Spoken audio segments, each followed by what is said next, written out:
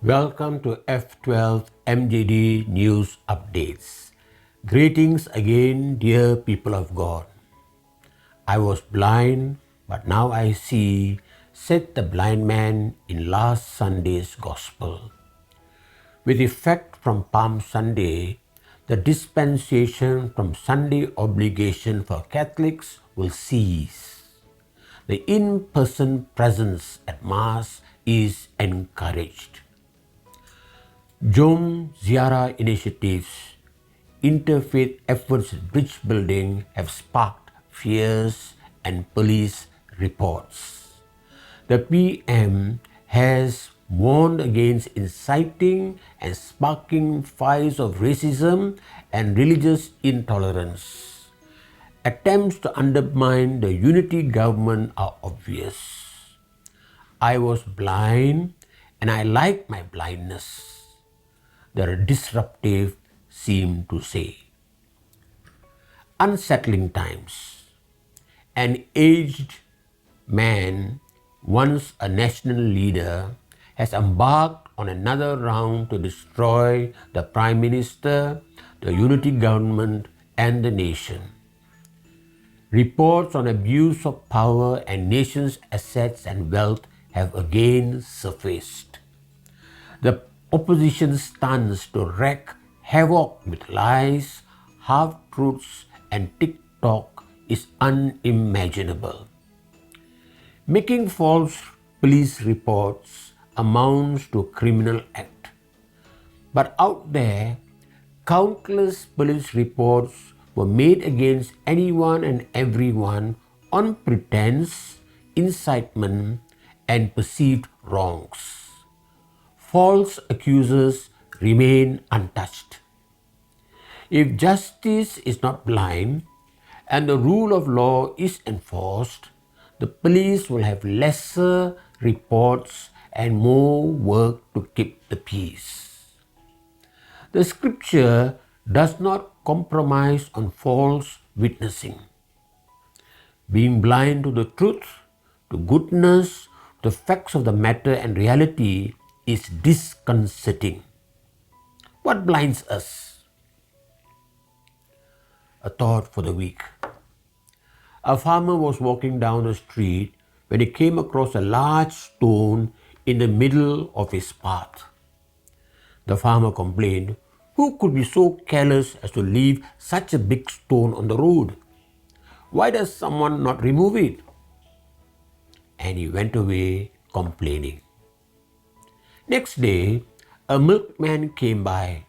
He too grumbled and left. Then one day, a student came across the stone, worried that someone may fall over it and hurt himself or herself.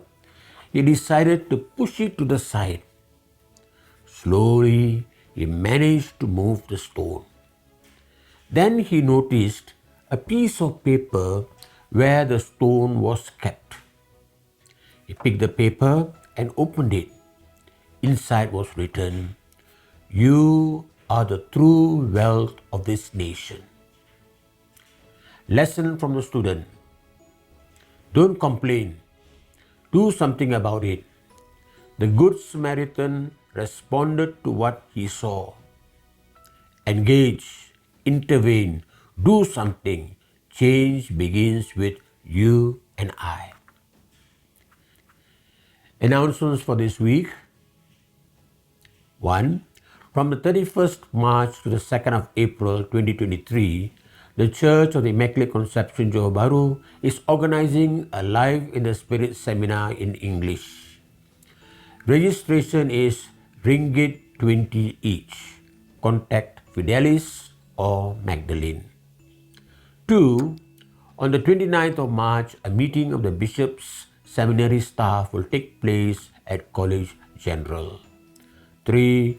From the 28th to the 31st of March, a Caritas workshop on managing finance will commence at the Good Shepherd Seminary, Malacca. 4.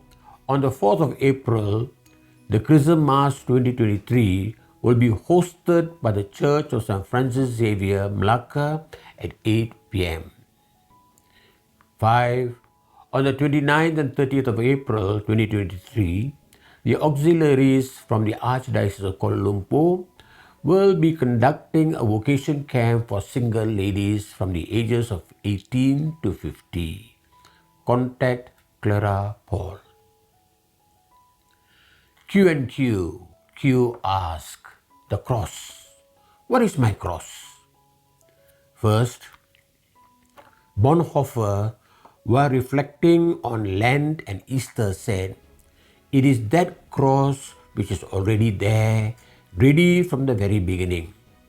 Take it up, and to keep us from believing that we must simply choose any arbitrary cross or simply pick out our suffering as we will, Jesus emphasizes that each of us has his or her own cross, ready, appointed, and appropriately measured by God." Second, those who have found God in the cross of Jesus Christ know how wonderfully God hides himself in this world and how he is closest precisely when we believe him to be most distant. Third, self-denial is a necessary aspect of a Christian life. That the cross is central to human understanding, and that without the atonement, every one of us would stand forever in the role of Judas. God bless you all as you enter the 5th Sunday in Lent. It is a journey with the God of love who is never far from us, especially in our moments of darkness. Be brave. He walks with us. God bless you all.